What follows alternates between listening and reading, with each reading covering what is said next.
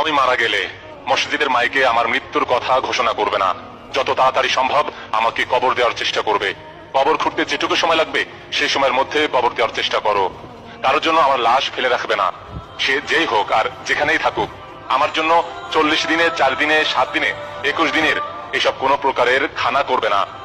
আমার যদি কোনো প্রকারের ঋণ থেকে থাকে সেগুলো সঙ্গে সঙ্গে মেটাবার চেষ্টা করো। আর যখনই তুমি দোয়া করবে সেই দোয়াতে আমাকে শামিল করো। আর মাঝে মাঝে আমার জন্য সাদকা করো, দান করো। আমার কবর দেওয়া সম্পূর্ণ হয়ে যাওয়ার সাথে সাথে সেইখানে দাঁড়িয়ে থেকে আমার জন্য মহান আল্লাহর কাছে ক্ষমা চাও, কারণ সেই সময় আমার পরীক্ষা হচ্ছে।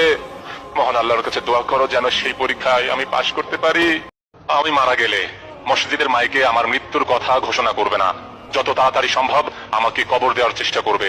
কবর খুঁড়তে যেটুকু সময় লাগবে সেই সময়ের মধ্যে কবর দেওয়ার চেষ্টা করো।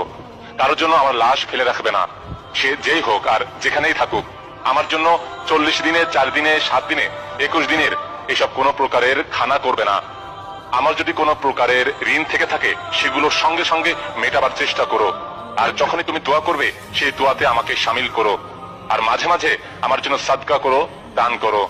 আমার কবর দেওয়া সম্পূর্ণ হয়ে যাওয়ার সাথে সাথে সেইখানে দাঁড়িয়ে থেকে আমার জন্য মহান আল্লাহর কাছে ক্ষমা চাও, কারণ সেই সময় আমার পরীক্ষা হচ্ছে। মহান আল্লাহর কাছে দোয়া করো যেন সেই পরীক্ষায় আমি পাশ করতে পারি।